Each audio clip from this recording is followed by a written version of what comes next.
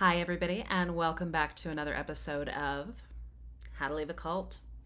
I am Brooke Walker, and recap on last week. So, our last episode, we dove into all of the lawsuits, the myriad of lawsuits, and those include the basis of the ones that were really heavy during the mid 90s. And I went through some of the court stuff, some of the accusations. I went through a lot of the stuff that was in the news about them. So if you haven't tapped into that episode, it's a very interesting one. I don't talk about what was going on at the time as much as I talk about just the lawsuits and the accusations and the things that were said in there. And this week, I think that I've needed to do this, but this week we're going to talk about defining a cult. And I've had a little bit of difficulty doing this. Like, one of the first things I ever wanted to do when I got out was really to have an understanding. And I think that the definition of a cult, I think there's this general understanding that people have an idea about. Like, we can point to something and go, oh, well, that's a cult. But the interesting thing is there's so many people that are in these religiously abusive environments that don't recognize them as being cults. And I think it's because the explanation about cults is very vast, very broad, very wide. They can't even define them all because there's so many things that go into it. And there's some definitions that, in my opinion, are wrong and they don't apply to everybody. And since those have been attached to some of the major ones, we have trouble with comparison. Now, one of the ways I want to explain that is, for example, so when we think of a cult, we think of these massive groups that ended in really dire ways where possibly a lot of people died, right? When you think of like Jonestown, when you think of Waco, when you think of all these different ones, I can't remember the name of the one, were the ones where they did the purple shrouds and they all took their own lives. Like Manson, the Manson cult. Like, when you think of them, there's these real twisted things around them. So where people separate themselves and feeling like, well, what we're doing is nothing like that. So obviously this is not a cult. So that's the common perception. The reality is that there are a lot of mainstream religious groups that get very cult-like. And so when I go through the 10 keys that I've written out today to kind of explain them, and I pulled these from different sources and then tailored them to what I have seen personally, we're going to go through and explain how they act differently in different group settings. So first off, I thought, and even the definition of a cult, and so this is a definition from the Dictionary of Psychology. A cult is a religious or quasi-religious group characterized by unusual or atypical beliefs. Okay, so that's interesting. Let's break that down first. Atypical beliefs. If you look at any religion from a different church's point of view, you could point to another religion, church, and be like, that shit is crazy. Okay? You would consider that atypical. So even within some, and don't get me wrong, the cult that I grew up in was definitely atypical. But if you look at what we believed in comparison to the spiritual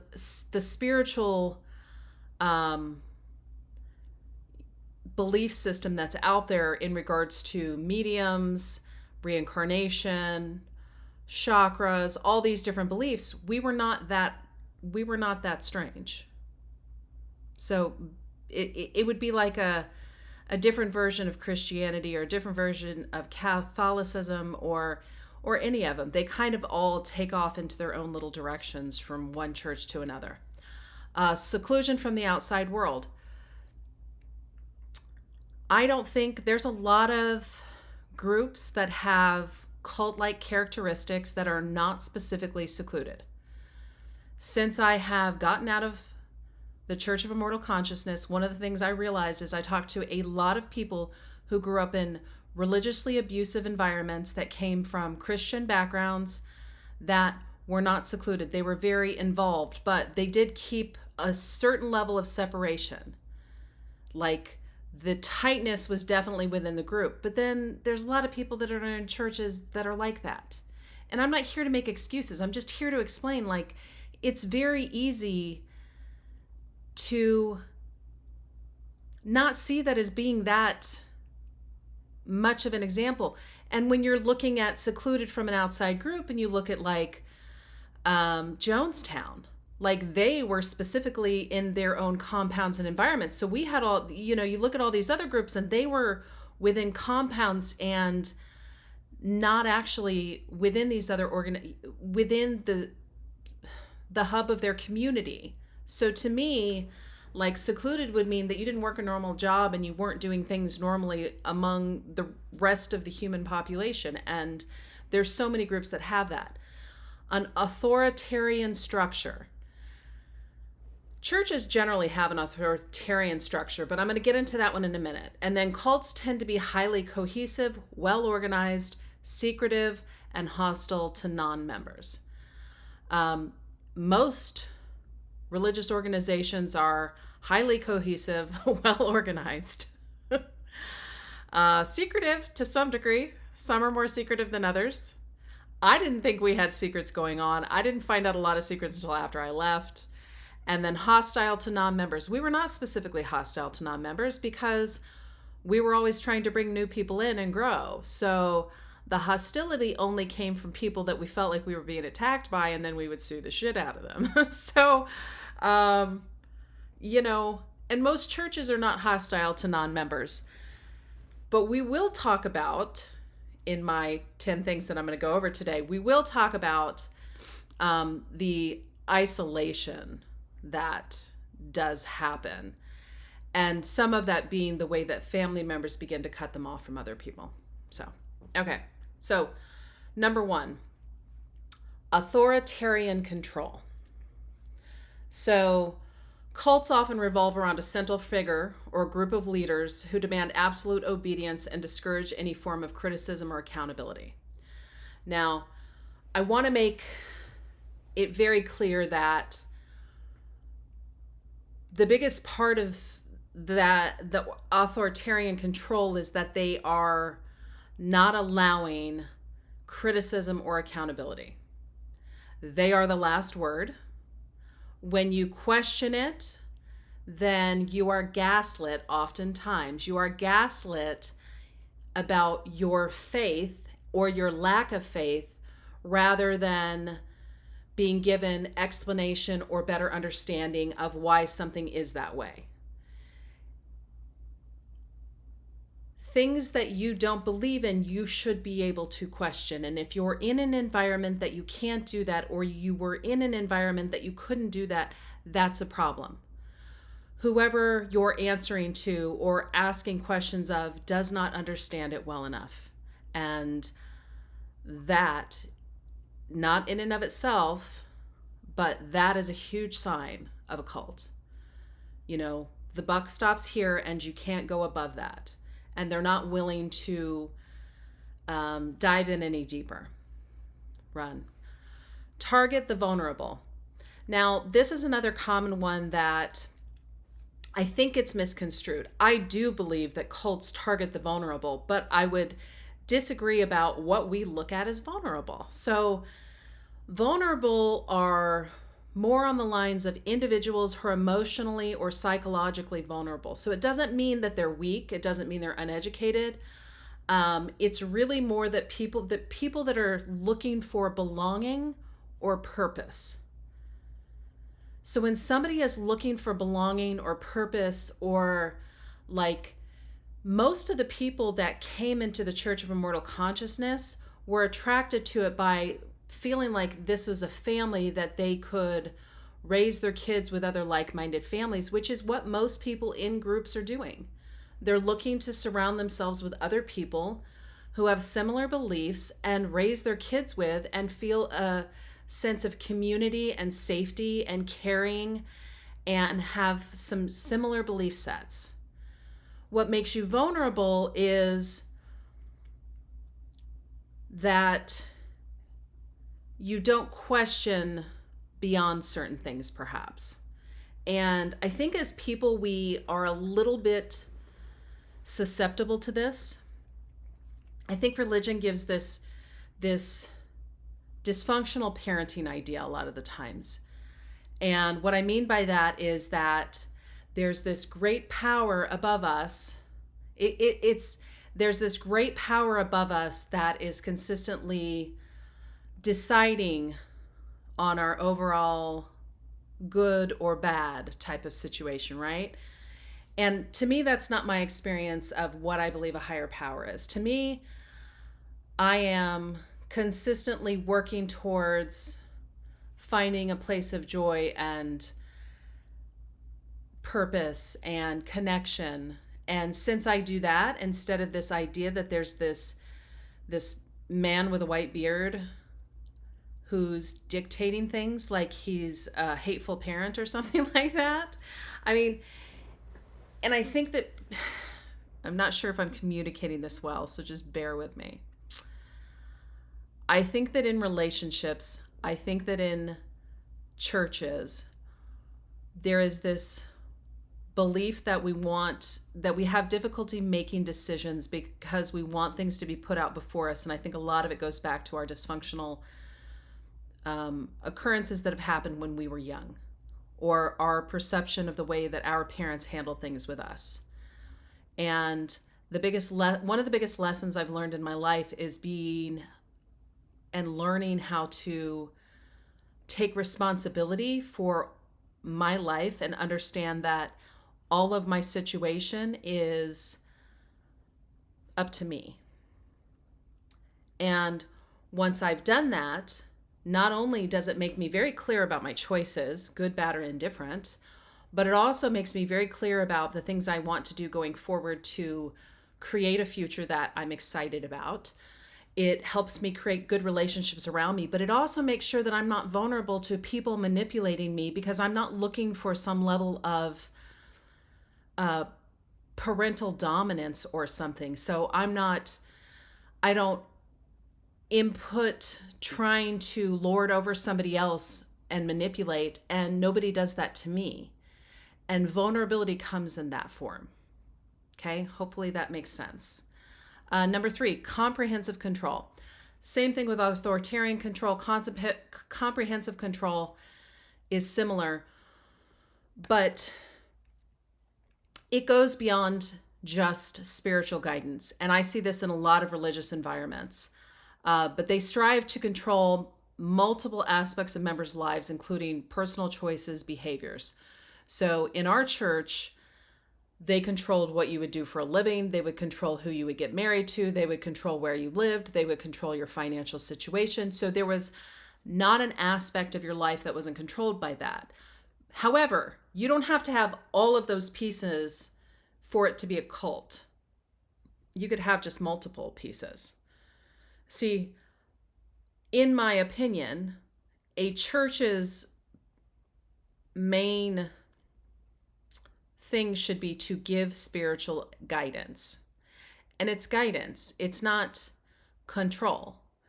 Guidance would mean that it's, here, let's talk about that. Let's break that down. If you're feeling this way, here's, if we're going to our core beliefs and the beliefs of this system that we're within, these would be some of those things. So let's talk about how that would manifest in what you're working through. That would be some level of spiritual guidance. That's not what I grew up with. What I grew up with was, this is what you're going to do.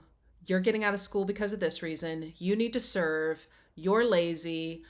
You will be told who you're going to be in a relationship with. All these different, very dysfunctional things. So that would be comprehensive control. And manipulating relationships was a huge one of those. Recruitment and expansion. So cults continuously seek new members to grow. That's pretty common. Almost all groups do that. But don't make a mistake. It doesn't mean they don't kick people out too. Just because a place is recruiting, and all churches recruit, does not mean they don't kick you out as well. So and I say that because we had accusations of being a cult all the time. And one of the things that they would say is like, oh, we're not a cult. We get rid of people a lot of the times. And it was like, oh yeah, obviously we kick people out. So that can't mean we're a cult. It's like, no, you can recruit and get rid of people. And it really is not that big of a deal. Everybody recruits if you're growing. Manipulative affection also could be known as love bombing. So new recruits showered with excessive affection, attention to create strong emotional bonds. If somebody just, even gangs do this, you're not going to pull somebody in unless there's some draw. And so you have to love on somebody enough to make them feel like they're important to you. You have to create the emotional tie. It's psychology, if nothing else. Isolation tactics. So cults encourage cutting ties with non-members, including friends and family, which foster dependency on the group, often by demands that are excessive financially or emotionally. So let me explain that. And I think some of that's fairly straightforward and obvious. So when you walk into these environments, and specifically in our environment, it's not like it was like, oh, you need to get rid of everybody outside of here. It would just be that over time, the longer you were there, the more you would be in this environment where it was like you were slowly manipulated into seeking out financial support. So my parents were always sent to my grandparents to get money. And if they didn't, if at some point my grandparents said no, then there were made other reasons to begin to cut them off. Or in other situations, there were people that, there were family members that would get ridden so hard about trying to financially help them out. And then it was this, why wouldn't you help me? I'm family. I need support. Even though it was all manipulated for the cult to give money to the church. And then those people would have to cut them off. So the cutoff could come from either side. But there was so much strain put on the relationship that it created a type of isolation. And during the whole time that I was in the cult, I did have outside friends. I just never brought them that close. I never brought them into things. And I don't think that I even talked about a lot of the things that went on regularly. So the isolation doesn't always look straight like you never talk to somebody outside of it, And I think I think that's a misperception. I think that's a misperception when we think of very specific types of groups where there is a very clear isolation or compound. And there's a lot of cults these days where people are interacting and they live semi-normal lives, but mentally they are tied into this group that has them completely sucked in. Elitist mentality. Elitist mentality is cult members are made to feel superior to those outside the group, reinforcing a sense of exclusivity and righteousness. Elitist mentality basically boils down to and if it's a church-based, religious organization, it's going to be, this is the best way to God. There are other ways to God, but this is the best way to God. And I see it's very common in Christian and Catholic religions where it's like, if you don't find Jesus, you're going to end up in hell. And so that's more like not the church specific, that's not the specific church itself, but the larger piece of the organization, right? But I've had friends of mine who told me because I wasn't pursuing Jesus, I was going to hell. And we did the same thing in our church. It's like, Duran's teaching was the best teaching. And so that type of elitist mentality, it's very damaging. And even to add on to that, after I got out of the church, I was in a MLM group, and they did the same thing. They did isolation tactics, and they did elitist mentality. And it was WFG, which is World Financial Group. And this might upset some people, but I really don't care. But there was a regular common thing that was always said, and it was like, we're the best of the financial industry because we do all these things and we help all these people. And you know what? I don't really want friends who aren't here because I don't want friends who think like me. And it's like, and they would like pump you up and rah rah. And it's the same thing, you guys. And I run from that pretty quick because I want to include anybody in my life that I want to, and especially if they don't think like me. I want people in my life who don't think like me. If I needed a bunch of people that thought like me, my life would be really boring. And honestly, we need people who don't think like us. So begin to embrace those who don't think like you and be open enough to learning and loving them. Okay? This goes on to the next one. Us versus them mindset. So an us versus them mindset. So cults promote a strong dichotomy between in-group and outside world, fostering distrust and hostility toward non-members. And this comes from that elitist mentality. And I would say in the Church of Immortal Consciousness, that was perpetuated because when things got wrong, then it was like we were right and they were wrong. Just look at America. America does this so much. The United States of America, and I love the United States. I live here.